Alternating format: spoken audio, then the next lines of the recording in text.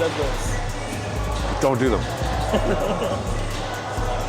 If you do not compete in powerlifting, you're not specializing in deadlift because you want to be a good deadlifter, do not deadlift. There is no point for a bodybuilder. It's stupid. It's the highest chance of injury. It's one of the most complicated things you can do in this gym. Literally one of the most complicated lifts you can do. That's why guys spend their whole life specializing in it, and your asshole fucking comes in here once a week and does 3 reps and fucking puts it down. It's like, yeah, you nailed it, dude. Like, go perfect the bicep curl. Go perfect the fucking machine press. Like, it's like as I've said this before lots of times, all the lifts that people deem to be like the staple lifts, like your flat bench press, your barbell squat, and your fucking deadlift, are all the most complicated lifts you can do in here. They take lifetimes to perfect for people. There's people that squat 1,000 pounds that every day they're working for like to get 1-2 more pounds, and they're working on their technique all the time. They're training nothing but squat. They don't do any auxiliary work other than maybe other types of squats or like some back work. They just focus on that. Do you know what I mean? So it's like, to sell like a bodybuilder deadlift once a week and just like go all out on it, it's like you don't have the background in it. If you want to develop the background in it and it's something you enjoy doing and you like enjoy it because you enjoy just the effort of pulling that weight and like pushing yourself, go for it. But don't convince yourself in your head that it's helping you in any way. It's not helping you, especially when you compare it to like a focused back workout that's isolating like parts of your back and helping, like really focusing on making your back grow. It is not a back exercise.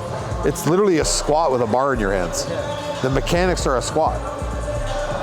Literally, you're down here and then you stand up and you lock your legs up, bang, and you smash your hips forward. It's a squat. I just did the same thing with the bar on my back. But now I'm holding on down here and I'm pulling, right? So just because your hands are holding and your back's tight, they're like, oh, it's a back movement. It's like saying a squat is a shoulder movement because it's on my shoulders. I'm holding it tight and I'm doing shoulder reps. My shoulders are going to get bigger. No, they're not. Please explain the reason behind body rocking and standing bicep exercises, and should we fully straighten elbows during the bicep exercise? So I'll do it with really baby weight. There's nothing wrong with like a rigid bicep curl where someone stands here and they curl up and they just understand, like, I understand I'm rocking on bicep and I'm squeezing, right? The issue a lot of people have is hand position, because they want to be here and they want to take this kind of like curled wrist grip, and when they get up they keep that curled wrist grip and they think that this is the top. So as you can see, my hands jerk. I'm trying to torque my wrist. I'm flexing bicep, but I'm torquing wrist more, right? So when they come down, they do the same thing, and it just becomes this like rocking and swinging thing, right? Even if they're doing it strict, they're still going like this, and they're pulling the bar up to them to where it stops. So tension comes off because my wrist is in, right? My way of doing barbell curls and my arm does straighten is because I'm creating space off my body from the start. So my arms are loose, but my hands are on, so I'm hinged. So when I put my chest up and I pull my shoulders down and I'm locking in, I'm taking this tricep and this lat and I'm locking into it. So I'm pulling when I pull this bar in, I literally squeeze my chest out, push it out, and I flex into my lat behind me. So my arm is pressing into my lat and my shoulders press down.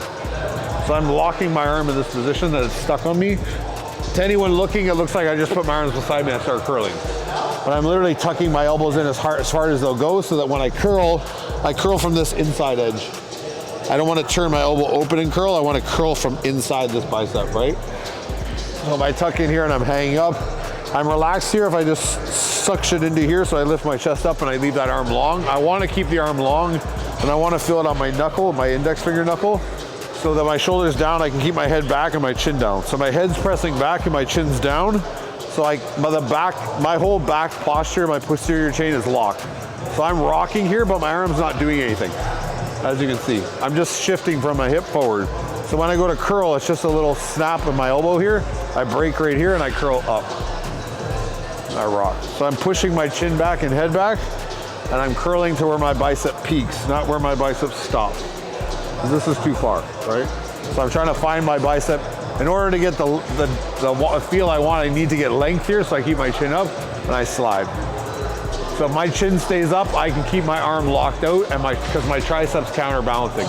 So if my triceps locked, I won't hyperextend my elbow. I'm not trying to flex my elbow straight, I'm trying to flex my triceps and then roll up through my body. So the curl looks like a press from underneath. it looks like I'm doing this. If my hands are open, I'm literally curling like this. But my hands are closed, so it's flat. But I'm just sliding with my body. So I'm not rocking to get the weight up. I'm rocking so that my body position can stay the same throughout and I can get length on my arm drop. Because if I don't lean forward on a bicep curl and I just stand up tall, my arms locking out straight is here. That's the only place I can lock them out straight. And I would go like this. Do you know what I mean? If I don't get them in front of me, how can they hang long? They can't go anywhere, so I'm here.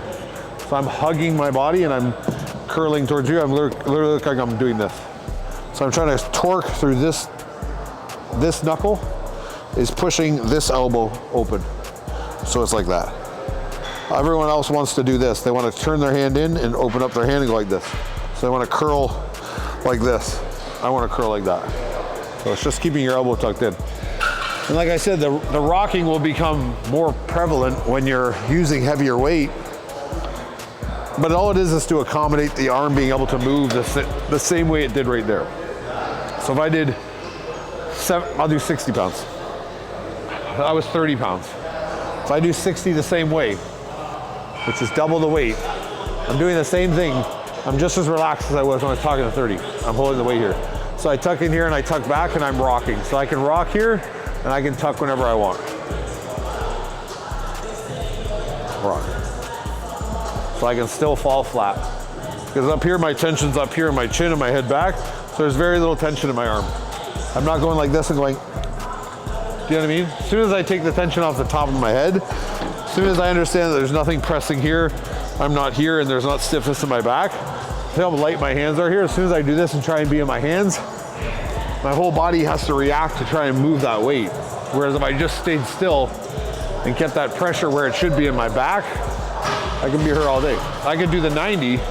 It'll take a lot more effort from the beginning because I'll need to give it a little pop to get that thing moving, but it's still the same movement. You know what I mean? The movement doesn't change over the weight. And that's the big thing too, is all these people are obsessed with weight going up. Weight should go up. Intensity should go up, stress should go up. You should push yourself to be stronger, to be more intense, to do things better, to feel things better. But you should never sacrifice the way the lift looks.